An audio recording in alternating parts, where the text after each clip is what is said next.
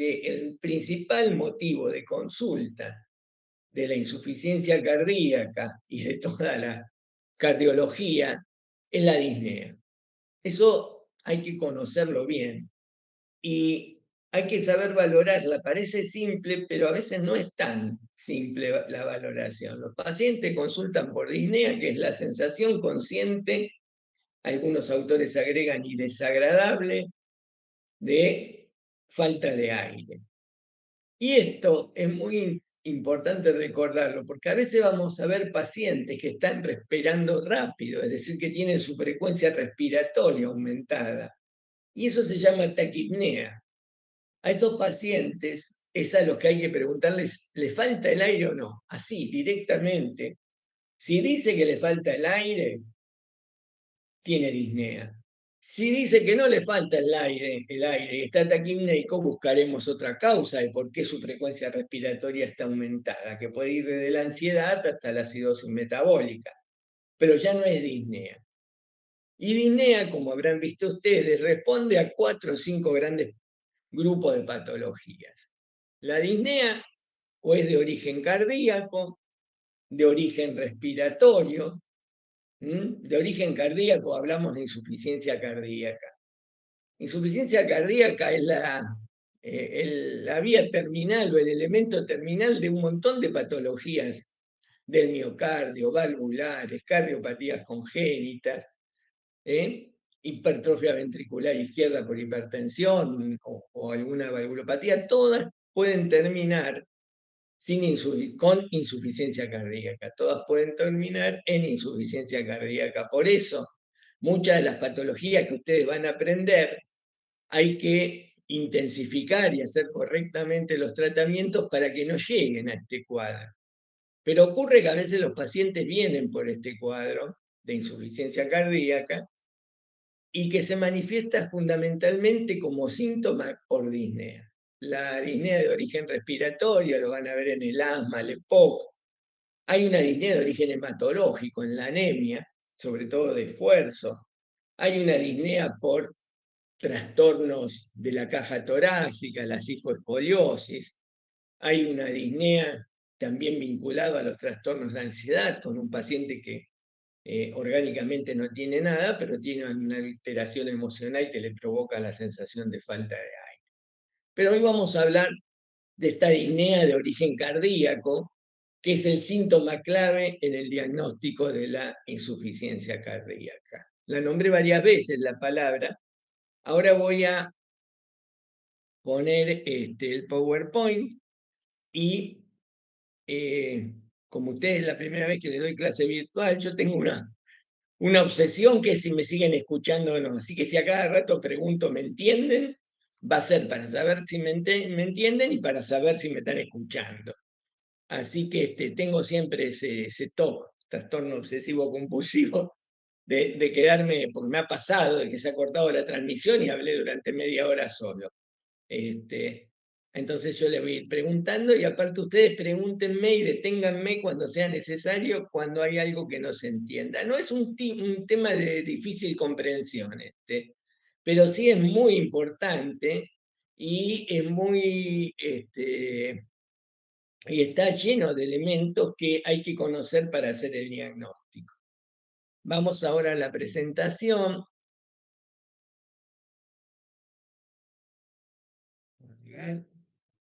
Compartir.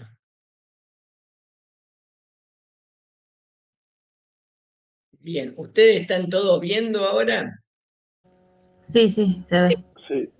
Sí, sí, se ve bien. Bueno, entonces vamos a ir. Aquí tenemos un corazón enfermito, que eso es en sí la insuficiencia cardíaca. Es un corazón el cual ya no puede cumplir con las necesidades metabólicas del organismo.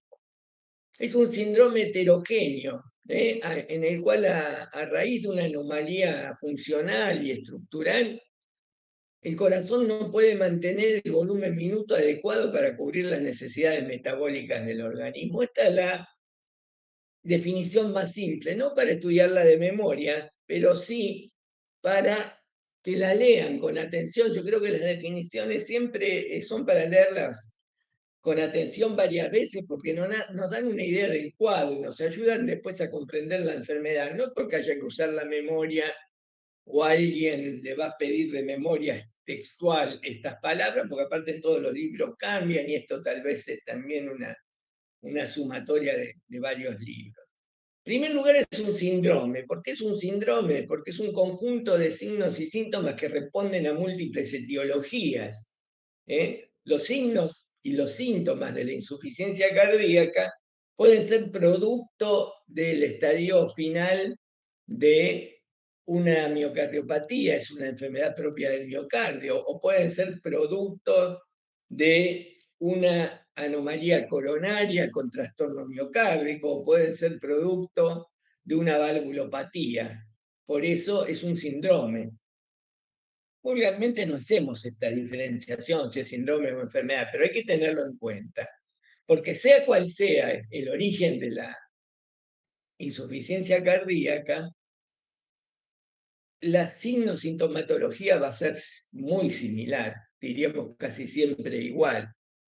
¿Y qué es en sí? Es una incapacidad del corazón para mantener un volumen minuto adecuado para cubrir la necesidad metabólica, es decir, para que el oxígeno le llegue a todos los tejidos en la forma adecuada. Cuando esto no ocurre, el paciente está en un cuadro que se llama insuficiencia cardíaca. Esto es una gran división, se caracteriza por dos elementos o dos grupos de alteraciones muy características. Una que dependen de la sobrecarga del volumen intravascular e intersticial. Esto lo vamos a desarrollar a lo largo de la clase, que son la disnea, los edemas y los estertores. Los estertores son crepitantes, son los rales crepitantes cuando acá utilizan la palabra estertores. Aquellos rales que son finos, que aparecen al final de la inspiración y que no se modifican con la tos. Esos son los rales crepitantes, característicos de la insuficiencia cardíaca. Me dirán, en la neumonía lo vimos también, el síndrome de condensación. Sí, son los mismos. La diferencia que en la insuficiencia cardíaca, vamos a ver que son bivasales, están en las dos bases, y que no es por un componente inflamatorio, infeccioso, por el cual el alveolo se llena de líquido, sino que por trasvasación de líquido que primero inundó el intersticio y luego cayó en el alveolo. Ya vamos a hablar de esto. Y disnea y edema son los dos motivos principales de consulta. El primer síntoma por el cual un paciente consulta y por el cual se da cuenta de que su corazón no funciona bien, aunque él no se da cuenta, lo que se da cuenta es que le falta el aire, y por eso suelen consultar, porque la sensación de falta de aire es muy molesta, no se la aguantan las personas. A veces que los pies se hinchen, uno puede tolerarlo, lo que no puede tolerar es que le falte el aire. Aún así ya van a ver en la sala y van a aprender que hay gente que consulta cuando ya tiene un grado de falta de aire, un grado de disnea muy importante. Adelantamos que la disnea precede a los edemas y precede a los estertores, a los rales, en la insuficiencia cardíaca. Pero son signos y síntomas de sobrecarga del volumen intravascular. ¿Pero qué ocurre? Vamos a... Ahí, quiero sacar este cartelito. Manifestaciones de perfusión ística deficiente. Cuando la insuficiencia cardíaca se instala, la descarga sistólica cae. Y eso provoca intolerancia al ejercicio, fatiga muscular, debilidad muscular generalizada y disfunción renal. ¿Por qué? Porque cae el volumen minuto. Y al caer el volumen minuto cae en todos lados. Eso hace que los músculos estén mal perfundidos, hay debilidad muscular generalizada. Y un elemento que no lo vamos a ver de afuera, pero que es clave, es que cae el flujo plasmático renal, con el cual se activa el sistema renina-angiotensina-aldosterona, que juega un papel clave en la insuficiencia cardíaca, tanto en la sintomatología y a tener muy en cuenta cuando la cursada que viene en medicina B, vean tratamiento de la insuficiencia cardíaca. ¿Hasta acá está claro? Sí, profe. Sí, claro. Claro.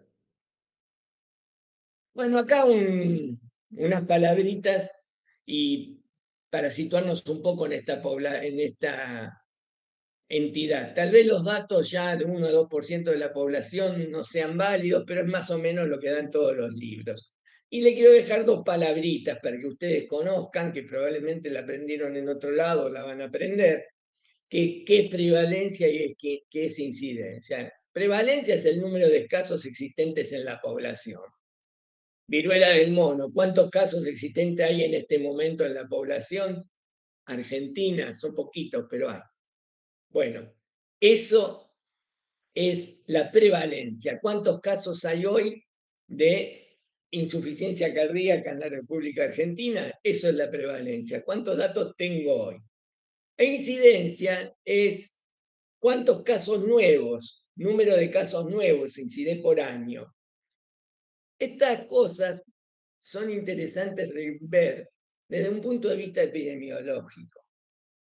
Hoy en día, pese a todos los avances, y gracias a los avances, cada vez hay más insuficiencia cardíaca. Dirán, ¿qué dice este hombre? Ocurre así. La principal causa de insuficiencia cardíaca en todo el mundo, la principal causa es la cardiopatía isquémica. Hacemos un apartadito. ¿Qué es la cardiopatía isquémica? Son los trastornos que ocurren a nivel del corazón producto de la afectación de las arterias coronarias.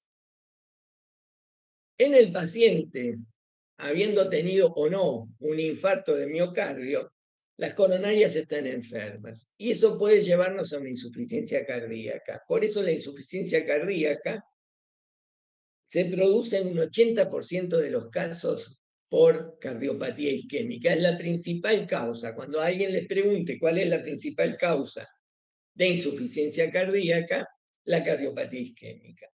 Pero ¿por qué ha aumentado la prevalencia y la incidencia de esta enfermedad?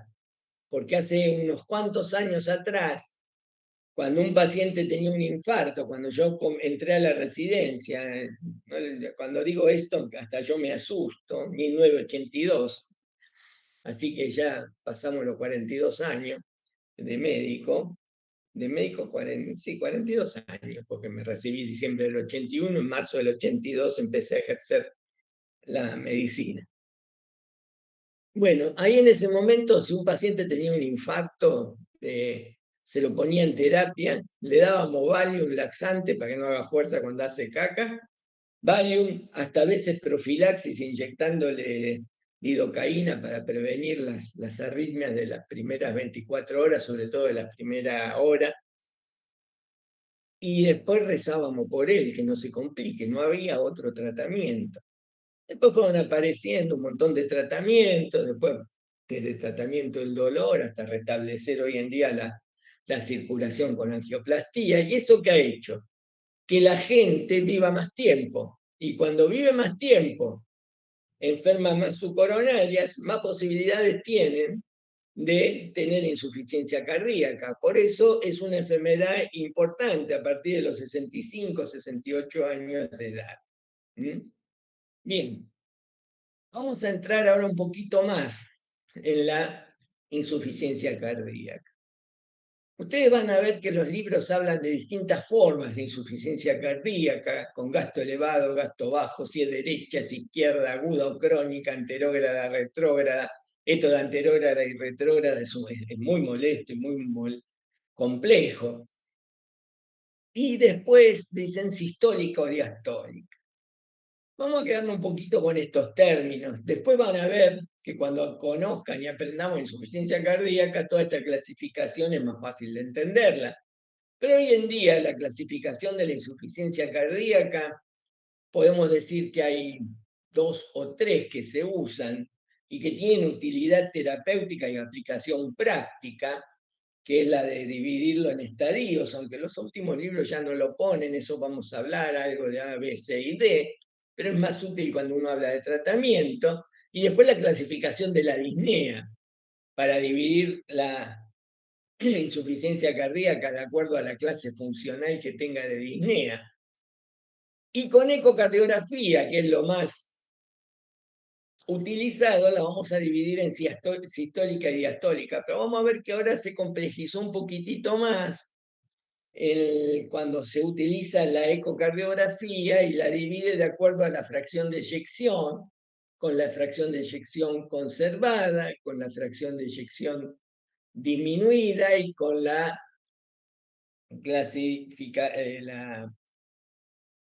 como es la fracción de eyección intermedia. Ahora hay también una nueva clasificación intermedia o mejorada con el tratamiento. Eso lo vamos a ver, lo vamos a mencionar. Tiene más utilidad en medicina B cuando hablemos de tratamiento, pero ahora es importante también nombrar.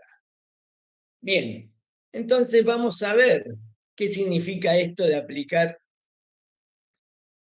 la ecocardiografía.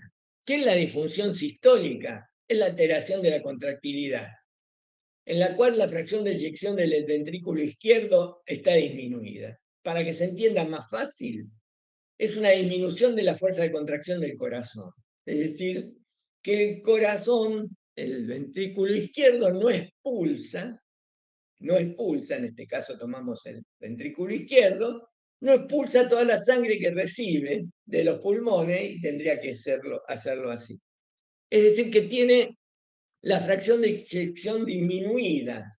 Esta es la causa o el mecanismo fisiopatológico más frecuente de insuficiencia cardíaca.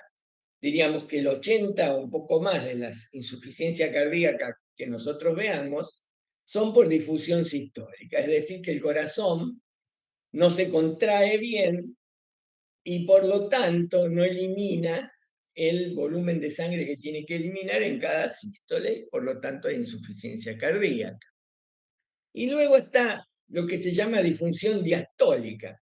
¿Qué es la diastólica? Se ve en algunos casos en el corazón de los pacientes de mucha edad, en aquellos que han tenido grandes hipertrofias por estenosis aórtica o sobre todo por hipertensión arterial, o que el corazón está infiltrado por enfermedades más raras como amiloidosis, hemocromatosis, sarcoidosis, cosas raras, que hacen que esté rígido y el corazón no se puede distender, no se llena bien, no se llena bien. Sin embargo, cuando se contrae, expulsa lo que tiene que expulsar, pero no se ha llenado bien, porque no se ha distendido bien. Por eso, como la distensión y el llenado están afectados, se habla de disfunción diastólica. Es menos frecuente y muchas veces, muchas patologías empiezan como disfunción diastólica y terminan luego en sistólica, porque después el corazón claudica. Y eso es la primera clasificación que se hizo utilizando la ecocardiografía, midiendo la fracción de eyección. Disfunción sistólica, no se contrae bien y tiene la fracción de eyección disminuida. Disfunción diastólica, no se dilata bien, no se llena bien y puede expulsar lo que recibe, pero no es suficiente, pero la fracción de eyección está conservada. ¿Se entiende esto? Sí, Sí, doctor. Sí, se entiende. Sí. Claro. Vamos a pasar ahora a lo que les dije. Ahora en este momento ustedes ven esto y dicen, este me quiere hacer aprender esto de memoria, pero bueno, se va a ir grabando de a poquito. Y cuando hay cosas que son números y de memoria no se acuerda, ahora tienen los celulares ustedes. En mi época llevábamos una libretita en el bolsillo con todos estos cuadritos, todos estos datos, unas libretas gigantes teníamos. Al final yo cuando entré como residente, mi jefe de sala me dijo, mira, y me dio una libreta él, y me dice, esto en un mes lo tenés que tener lleno de frases, que a veces vas a decir para qué escribí semejante pavada, y otras te van a acompañar toda la carrera, y es cierto, uno después va leyendo y dice, uy, mira, puse la definición de insuficiencia cardíaca, al tercer año de residencia uno la quiere tachar, pero bueno, en esa época las libretitas eran con hojitas y que si uno iba agregando y después se hacía cada vez más grande, y tenían datos. Un dato que podrían tener son estos. Así que cuando no me acordaba, iba a esto. Fórmulas, en esa época se usaban mucho fórmulas, ahora también, y las teníamos que tener anotadas. Entonces, de acuerdo a la fracción de eyección, de acuerdo a la fracción de eyección, se las clasificó en distintas maneras. Entonces se mide la fracción de eyección, que es uno de los elementos, ahí dice criterio 1 es síntomas y signos, porque yo le voy a pedir un eco a aquel que tenga síntomas y signos de insuficiencia cardíaca para ver la fracción de eyección. Si el paciente vino porque tenía dolor de rodillas, no le voy a pedir un eco, salvo que tenga patología agregada. Entonces, síntomas y signos de insuficiencia cardíaca. Y le hago el ecocardiograma donde me calculan la fracción de eyección. Se dice que tiene la fracción de eyección reducida, de eso es la R, cuando es menor del 40%. Esta es la causa más frecuente fisiopatológicamente de insuficiencia cardíaca. Cuando la tiene mayor del 50%, cuando la tiene mayor del 50%, digo que está conservada. Y moderada o en rango medio, es la M más de rango medio, es cuando está entre 40 y 49, es decir, cuando no hay ni baja ni alta, ahí son las de rango medio. Esta es una clasificación. Vamos a ver que esto se puede modificar luego con los tratamientos. Yo le hago tratamiento, a los 60, 90 días le repito el eco y puede ser que haya cambiado de categoría. Pero no nos metamos en eso, pero vale decírselo en este momento. Y el criterio 3 es el de los péptidos natriuréticos elevados. ¿Cuándo le vamos a dar bolilla a esto? Vamos a verlo en laboratorio y tratamiento. Cuando están elevados y hay enfermedad estructural cardíaca relevante o hay disfunción diastólica.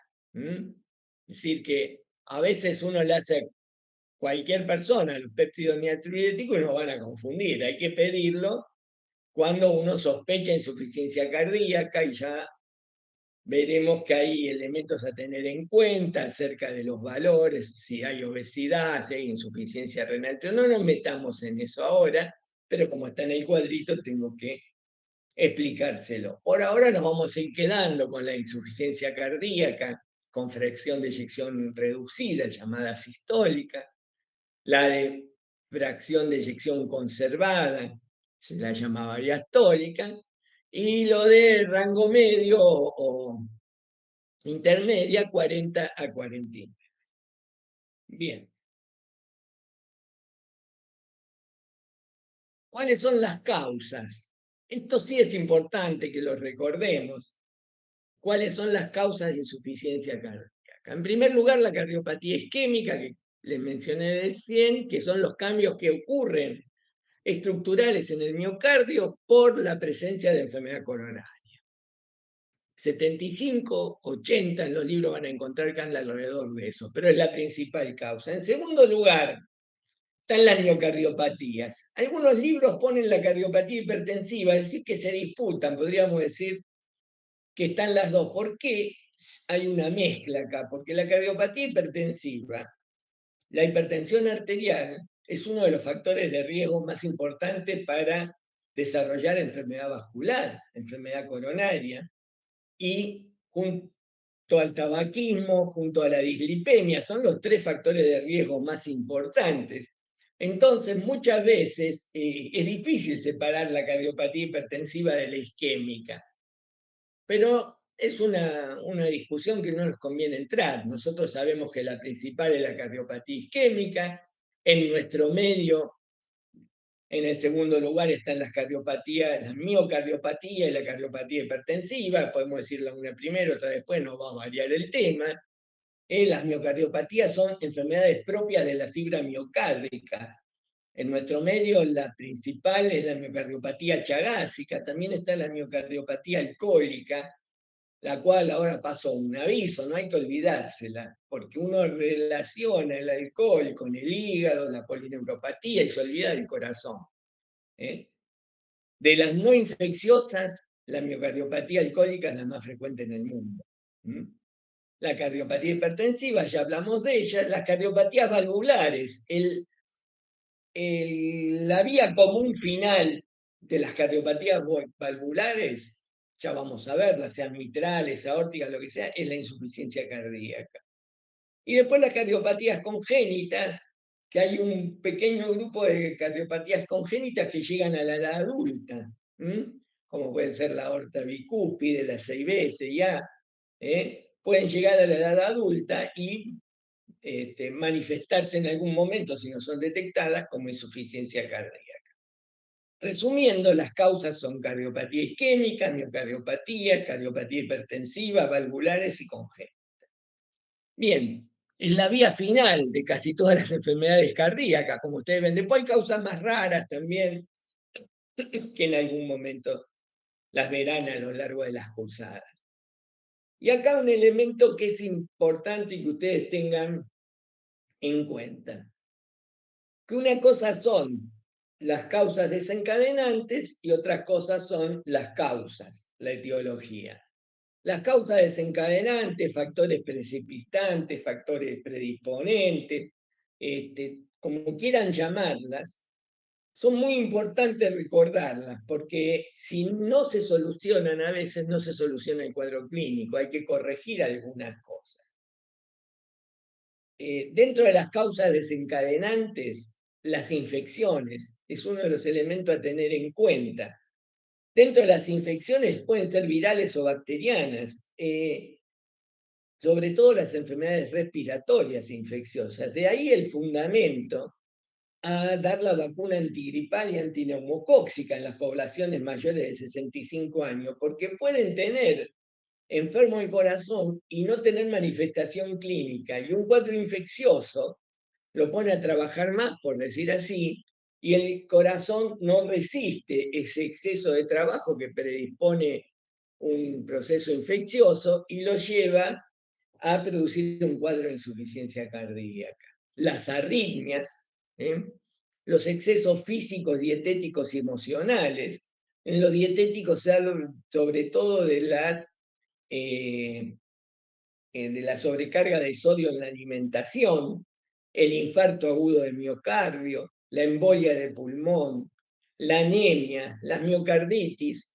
Un paciente tiene afectación cardíaca por el virus de la influenza o el COVID y no tenía nada cardíaco hasta ese momento, y la miocarditis pone de manifiesto una alteración cardiovascular previa. De ahí viene siempre la importancia de la vacunación.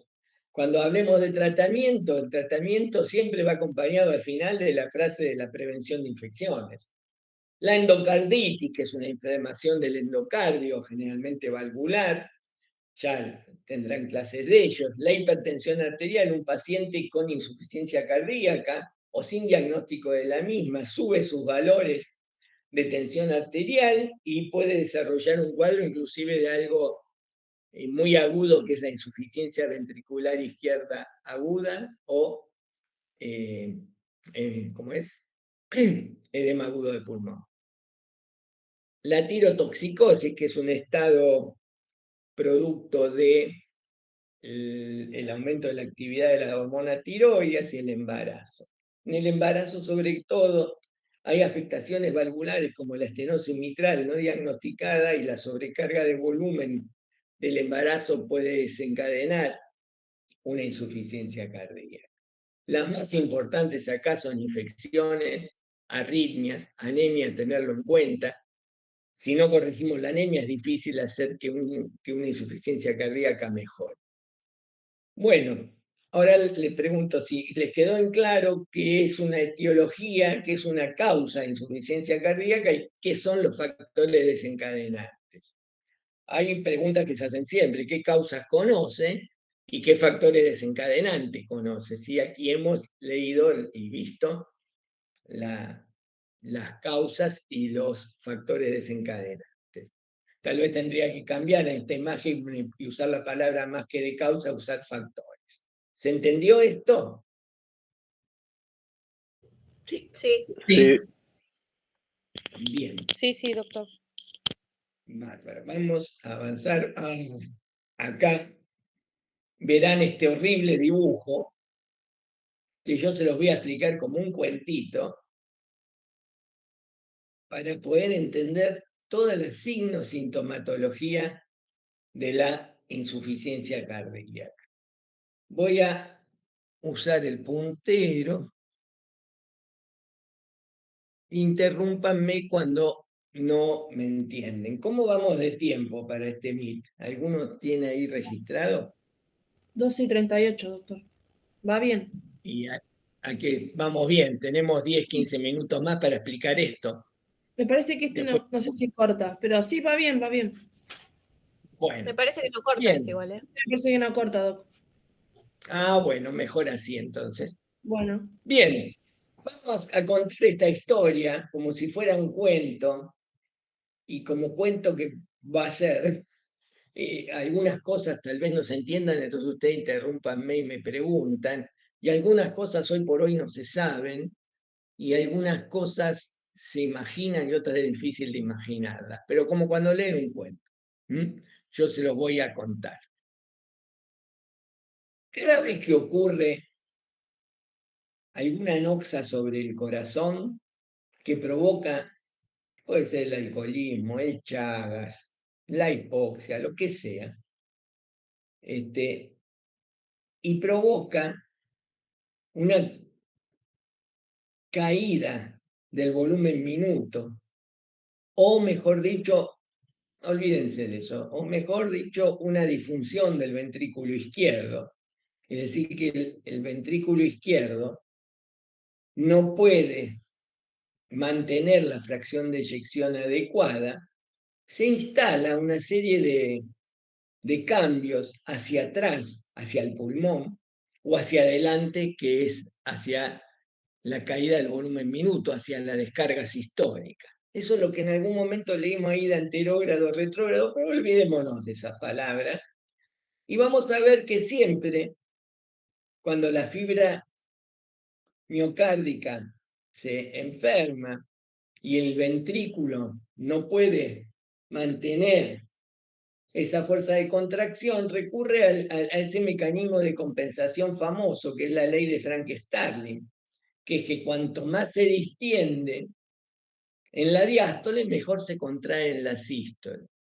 Pero esa distensión de las fibras miocárdicas, que se producía a nivel de la fibra miocárdica, en los sarcómeros, donde estaba la actina y la miosina, tienen una distancia medida a partir de la cual ya el sarcómero no se contrae bien. Cuando claudica este mecanismo de compensación, que es la ley de Frank-Starling, que dice cuanto más se llena un corazón en la diástole, mejor se contrae en la sístole. Pero llega un momento que por la enfermedad, sea cual sea, ese acople entre la actina y la miosina ya no se puede producir. Y ahí claudica el ventrículo izquierdo. ¿Qué quiere decir? Que no se puede contraer bien, con lo cual no solo cae la descarga sistólica, sino que deja de expulsar toda la sangre que expulsaba normalmente y empieza a quedar sangre en el ventrículo izquierdo. Era lo que era un aumento del volumen residual del ventrículo izquierdo. Al final de la sístole no se vació todo. Y esto va a provocar un aumento de la presión en el ventrículo izquierdo, porque hay mayor sangre. Y ese aumento de la presión, ¿a quién se va a transmitir? A la aurícula izquierda. Y la aurícula izquierda va a encontrarse que cuando se quiere vaciar, abajo hay más presión y se va a empezar a agrandar. Todo lo que ocurre en una cámara cardíaca o en una estructura del sistema cardiopulmonar, por así decirle, se va a transmitir aguas arriba. Habrán visto a un doctor muy alto. No, ahora no parece tan alto, porque fue mi primer jefe, mi segundo jefe, cuando lo conocí era muy alto, que es el doctor Pinción. Él siempre decía que lo que pasa en un lugar del corazón se ve aguas arriba. Aguas arriba del ventrículo izquierdo está la aurícula izquierda. Si hay más sangre y más presión, la aurícula izquierda va a aumentar su tamaño y va a aumentar la presión ahí de la sangre, porque la sangre no va a vaciarse tan fácil en el ventrículo izquierdo. Y ese aumento se va a transmitir por las venas pulmonares, se va a transmitir por las venas pulmonares a la circulación pulmonar, al circuito capilar pulmonar. ¿Hasta ahí me van siguiendo? Sí, doctor, perfecto. Bueno, ahora, ¿qué pasa si yo pongo ahí la lupita y me pongo a mirar un alveolo, como está aquí dibujado? ¿Qué pasa con ese aumento de la presión? En los tabiques interalveolares hay linfático, está los capilares, hay macrófagos alveolares ahí por si entra algún bicho a comérselo. Y empieza a congestionarse los tabiques interalveolares. ¿Por qué? Porque aumenta la presión hidrostática de la sangre. Ese aumento de la presión hidrostática tiende a sacar la sangre de dentro de los vasos e inunda el alveolo. Cuando inunda el alveolo todavía no, inunda los tabiques interalveolares. Los tabiques, lo que se llama el intersticio pulmonar, se congestiona. Y ahí aparece la disnea. Ese es uno de los mecanismos de la disnea, la congestión intersticial. Y aparte, el aumento de la presión dentro de los vasos pulmonares también provocan por una vía refleja un aumento de la frecuencia respiratoria y también sumado a esto, la congestión iliar. Y eso provoca disnea, que es la sensación consciente de falta de aire. Lo primero que siente el enfermo, porque lo primero que ocurre, que puede dar síntomas, es la aparición de la congestión intersticial y el aumento de la presión intravascular. Eso genera la disnea. Esa disnea, que ya vamos a ver que se clasifica de acuerdo a la instancia que la provoca, lo que se llama clase funcional, es decir, al esfuerzo que lo provoca hasta tenerla en reposo, es por lo cual consulta un paciente. Si uno dice, ¿por qué consulta un paciente con insuficiencia cardíaca? Ahí consulta por disnea. ¿Y por qué tiene disnea? Y en primer momento es porque se le congestiona el intersticio pulmonar y aumenta la presión en los vasitos por vía refleja y se instala la disnea. Pero ¿qué ocurre? Si la presión hidrostática sigue aumentando, el intersticio ya se llenó de líquido y ese líquido, que es componente plasmático, por la presión hidrostática sigue saliendo y cae en el alveolo. Y los alveolos, que antes eran puro aire, ahora son aire y agua. Y dentro de los alveolos, cuando hay agua, y uno le dice respire hondo, al final de la inspiración se van a generar unos ruidos que se denominan rales crepitantes, que en el caso de la insuficiencia cardíaca están en las bases pulmonares y a medida que se agrava el cuadro pueden subir hasta llegar al vértice en cuadros graves como el edema agudo de pulmón. Y es un elemento del examen físico. Vimos un síntoma, que era la disnea, y ahora vemos un signo físico de mucho valor, la presencia de rales crepitantes en ambas bases pulmonares. Dan una ayuda impresionante. Y ahora que nombro las bases pulmonares, les voy a decir que ustedes ya aprendieron a examinar el aparato respiratorio. Y el examen del aparato respiratorio se hace siempre que uno sospecha enfermedad cardíaca. ¿Por qué? Porque es la caja de resonancia, porque los pulmones, los alveolos, son lo que está aguas arriba del ventrículo y la aurícula izquierda. Entonces, siempre un buen examen cardiovascular va acompañado de la auscultación de las bases pulmonares. Bien, estos rales crepitantes no se modifican por la tos. y son bivasales, a diferencia de lo que ocurre en una neumonía, que están ubicados en el foco de consolidación nada más, no en todo el pulmón. Luego de esto, ¿qué ocurre? A veces la presión intravascular es muy importante y el líquido trasuda también en la cavidad pleural por aumento de la presión hidrostática, porque la circulación pleural se ve con aumento de la presión hidrostática y aparece derrame pleural, sobre todo del lado derecho, y puede ser bilateral. Pero hay algo que acá tengo que mencionarles, que tal vez ya se los han dicho en derrame pleural. En la insuficiencia cardíaca, que puede haber derrame unibilateral o bilateral, cuando es unilateral, siempre es derecho, porque siempre empieza por el lado derecho por un tema de presiones. Entonces, si yo veo una insuficiencia cardíaca que no tiene derrame derecho y tiene derrame izquierdo, ojo, ese derrame izquierdo probablemente responda a otra cosa y no a la insuficiencia cardíaca.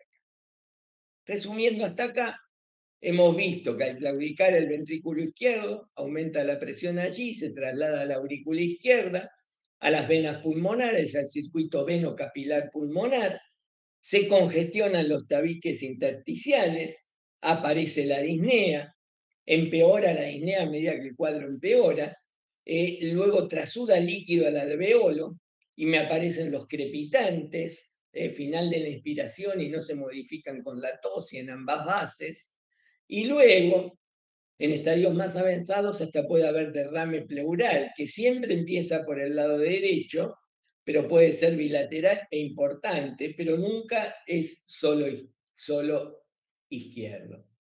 ¿Se entendió hasta acá? Sí. Sí. Bien. Sí, Entonces, doctor. sigamos con el circuito. Los pulmones están conectados. Perdón que te interrumpa, pero surgió el cartelito diciendo que tenemos 11 minutos. Bueno, avanzamos un poquitito más y, a ver, voy a mirar el reloj yo también. Vamos a avanzar un poquito más y pasamos después al segundo Meet. Ahí yo Listo, les cuando digo. se corta, perdón, Doc, abrimos y el segundo Meet. Yo lo abro y hago pasar a todos y Se todas. corta ahí solo y yo después entro al segundo y listo, hagamos así entonces. Perfecto. Bueno, entonces, ¿qué ocurre con este cuentito? El aumento de la presión en todo el circuito veno-capilar pulmonar, ¿a quién se va a trasladar? A la arteria pulmonar, que va a tener la presión aumentada y está conectada con el ventrículo derecho. Y el ventrículo derecho es un ventrículo que funciona bárbaro mandándole la sangre a los pulmones, pero no está acostumbrado a trabajar en contra de gradientes de presión. Mientras no le aumenten la presión en la arteria pulmonar, él trabaja muy tranquilo. Cuando aumenta la presión en el circuito pulmonar, el ventrículo derecho tiene que agrandarse y termina hipertrofiándose y claudicando también, porque no está preparado para trabajar en contra de gradientes de presión. Y ocurre que si claudico el ventrículo derecho y no se vacía bien, aumenta la presión en él y se le transmite a la aurícula derecha, que también se agranda. Es por eso que hay una frase famosa en la medicina que dice: ¿cuál es la principal causa de insuficiencia cardíaca derecha? Y la izquierda, porque cuando el corazón izquierdo claudicó y aumentó la presión en el circuito ventricular, en el circuito pulmonar, el sistema de ventrículo y aurícula derecha claudica. Y este aumento de la presión en la aurícula derecha le trae problemas a los dos caños que desembocan en ella. Que, si no se ofenden las cavas, y las llamé caños, que son la cava superior y la cava inferior, que desembocan en la aurícula derecha, pero cuando llegan con su sangre, una que trae sangre desde el hígado a través de la suprahepática, desembocan en la vena cava inferior, se encuentran con que no pueden ingresar fácilmente esa sangre en la aurícula derecha porque la aurícula derecha está con aumento de la presión y rémora sanguínea porque no puede vaciar bien en el ventrículo derecho, que está insuficiente. Y por la cava superior, que tiene una vía directa, es como un caño que va hasta el cuello, donde están las yugulares, provoca a nivel de la yugular una distensión de las yugulares, que normalmente se ven poco en un cuello normal, se observan muy poco, hasta 1 a 2 centímetros, algunos dicen 3 por encima del hueco supraesternal. Si uno traza una línea imaginaria con el enfermo acostado en 45 grados, que pase por el hueco supraesternal, se lo llama plano de Lewis, y uno observa ahí las yugulares no se ven. En cambio acá se ven más de 3 centímetros de vena yugular. Y eso se llama ingurgitación yugular. Y si yo le digo que respire hondo, al respirar hondo, aumenta la presión negativa intratorácica y es como que se chupa la sangre de la yugular y la yugular se vacía. Eso es lo que se llama ingurgitación yugular a colapso inspiratorio. Y es el signo clínico que cuando está es muy específico de insuficiencia cardíaca. Vamos a ver que hay pocas enfermedades que me dan ingurgitación yugular y la más frecuente lejos es la insuficiencia cardíaca. Pero con este elemento, respire hondo y se vacía. Después se instala de nuevo. La ingurgitación yugular es otro de los elementos físicos que agregamos. Hablamos de los rales crepitantes y ahora hablamos de ingurgitación yugular. Pero también desemboca en la aurícula la cava inferior. Y la cava inferior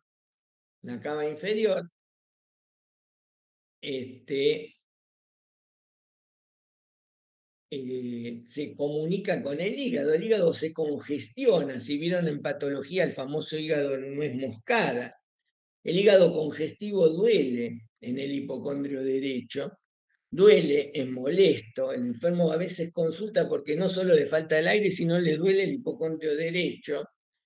¿Alguna vez alguien ha operado con diagnóstico de colecistitis aguda, alguna insuficiencia cardíaca? Esto está descrito en los libros.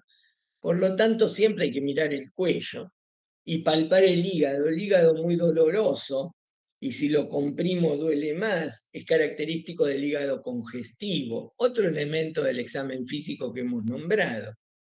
Y acá hay una maniobra más rara, pero que se puede hacer. No es cuestión de que si encontramos a alguien en la sala se la vayamos a hacer 20 porque le duele mucho el hígado congestivo duele.